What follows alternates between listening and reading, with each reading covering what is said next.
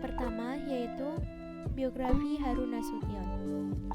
Harun Nasution atau lengkapnya Profesor Dr. Harun Nasution lahir di Pematang Siantar, Sumatera Utara pada tahun 1919. Beliau merupakan putra dari Abdul Jabbar Ahmad, seorang pedagang asal Mandailing dan Kodi pada masa pemerintahan Belanda di Kabupaten Simalung. Sedangkan ibunya Maimunah, seorang boru di Mandailing Tapanuli. Harun Nasution bersekolah di HIS atau Hollandse Inlandse School dan lulus pada tahun 1934. Kemudian di tahun 1937, beliau lulus dari Moderne Islamitis Quake School dan melanjutkan pendidikan di Ahliyah Universitas Al-Azhar Mesir pada tahun 1940. Pada tahun 1952, beliau meraih gelar sarjana muda di American University of Cairo. Harun Nasution sempat menjadi pegawai Deplu Brusselers dan Kairo pada tahun 1953 sampai 1960. Setelah itu, beliau melanjutkan kuliahnya di Kanada dan mendapatkan gelar doktor dari Universitas McGill pada tahun 1968. Kemudian pada tahun 1969, beliau menjadi rektor di Universitas Negeri Jakarta. Dan pada tahun 1973, beliau menjadi rektor IAIN Syarif Hidayatullah. Beliau wafat di Jakarta pada tanggal 18 September 1998. Paling tidak, ada 3 budaya besar yang mempengaruhi pemikiran Harun Nasution. Ketiga budaya tersebut adalah budaya Indonesia, tepatnya Sumatera Utara sebagai tanah kelahirannya.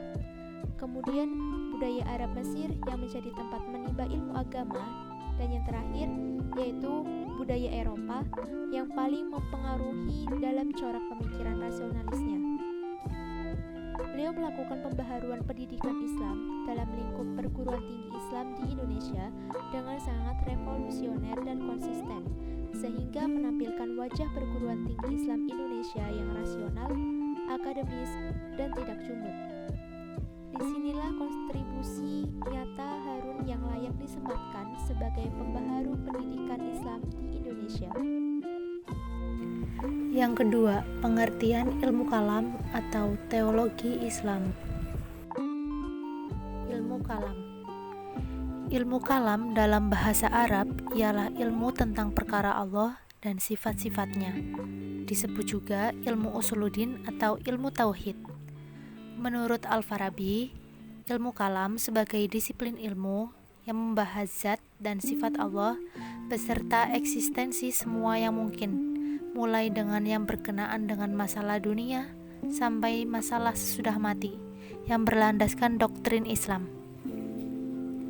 Menurut Ibnu Khaldun, ilmu kalam sebagai disiplin ilmu yang mengandung berbagai argumentasi tentang akidah imani yang diperkuat dalil-dalil rasional.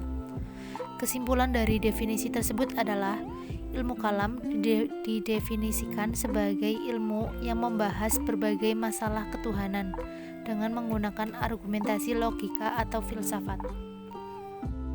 Teologi Islam.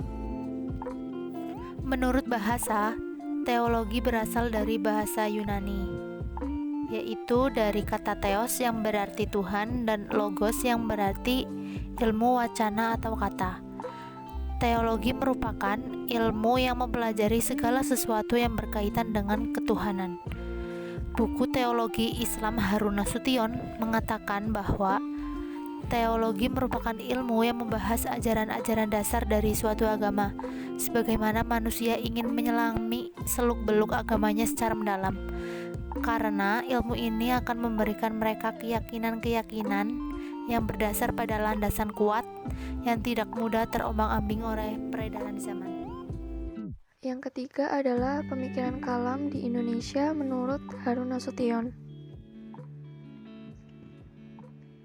Harun Nasution dikenal sebagai tokoh yang memuji aliran Mu'tazilah atau rasionalis, yang berdasar pada peran akal dalam kehidupan beragama.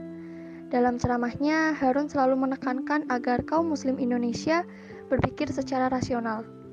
Harun Nasution tahu apa yang akan ia lakukan pada masyarakat Muslim Indonesia. Hal yang demikian terjadi karena selama di luar negeri, ia terus mengikuti perkembangan di Indonesia. Ia berpendapat bahwa masyarakat Muslim kurang maju dalam bidang ekonomi dan kebudayaan karena mereka menganut teologi yang fatalistik dan statis. Menurutnya, teologi Ahlu al-Sunnah dan Asy'ariyah harus bertanggung jawab atas kemandangan ini. Kaum muslimin berpandangan sempit dan tidak terbuka terhadap reformasi dan modernisasi sebagai prasyarat pembangunan umat. Kemudian menurut beliau, konsep manusia yang terdapat dalam masyarakat Indonesia sebenarnya sama dengan konsep yang diajarkan Islam. Dalam masyarakat terdapat konsep cipta, rasa, dan karsa. Cipta adalah akal, dan rasa adalah kalbu. Maka dalam sistem pendidikan nasional kita, pendidikan agama perlu mendapat tempat yang sama pentingnya dengan pendidikan sains. Jika tidak, tujuan pembina manusia seutuhnya tidak akan tercapai.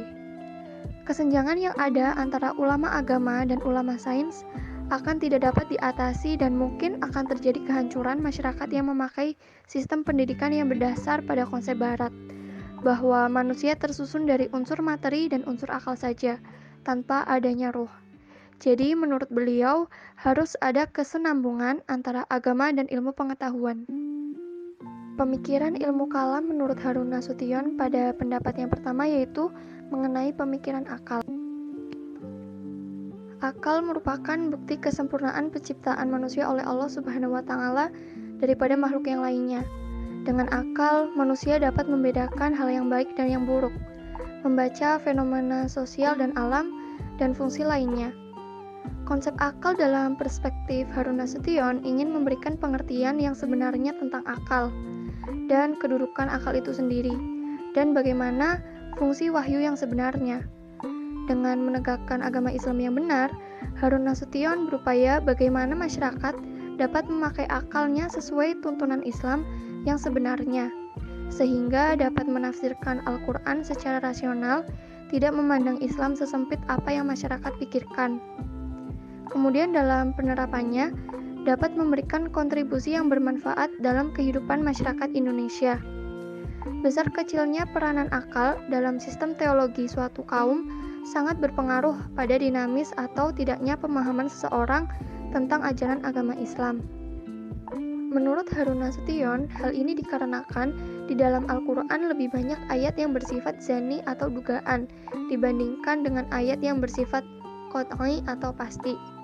Oleh karena itu, diperlukan akal untuk menafsirkan ayat-ayat yang masih bersifat dugaan atau belum jelas tersebut. Akan tetapi, tidak juga merubah ayat-ayat yang sudah jelas. Harun Nasution sangat menghargai peranan akal, dan beliau berpendapat demikian. Akal melambangkan kekuatan manusia, karena akallah manusia mempunyai kesanggupan untuk menaklukkan kekuatan makhluk lain di sekitarnya.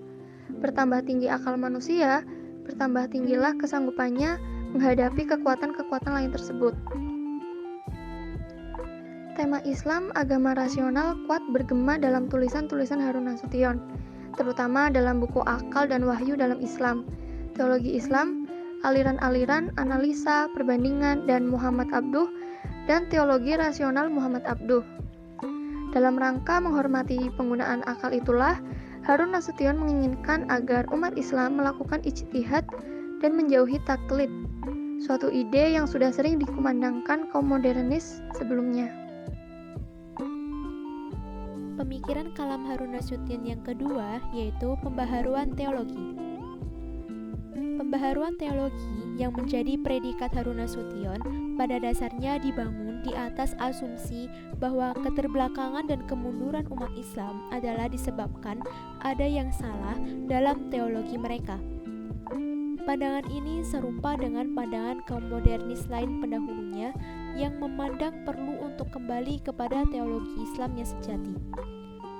Retorika ini mengandung pengertian bahwa umat Islam dengan teologi fatalistik, irasional, predeterminisme, serta penyerahan nasib telah membawa nasib mereka menuju kesengsaraan dan keterbelakangan. Dengan demikian, Jika hendak mengubah nasib umat Islam, menurut Harun Nasution, umat Islam hendaklah mengubah teologi mereka menuju teologi yang berwatak free will, rasional, serta mandiri. Tidak heran jika teori modernisasi ini selanjutnya menemukan teologi dalam hasanah Islam klasik sendiri, yakni teologi Mu'tazilah. 3. Hubungan akal dan wahyu. Ia menjelaskan bahwa hubungan antara akal dan wahyu memang menimbulkan pertanyaan, tetapi keduanya tidak bertentangan. Akal mempunyai kedudukan yang tinggi dalam Al-Quran. Orang yang beriman tidak perlu menerima bahwa wahyu sudah mengandung segala-galanya. Wahyu bahkan tidak menjelaskan semua permasalahan agama. Dalam pemikiran Islam, baik di bidang filsafat dan ilmu kalam, apalagi di bidang ilmu fikih, akal tidak pernah membatalkan wahyu. Akal tetap tunduk terhadap teks wahyu. Teks wahyu tetap dianggap benar. Akal dipakai untuk memahami teks wahyu dan tidak untuk menentang wahyu.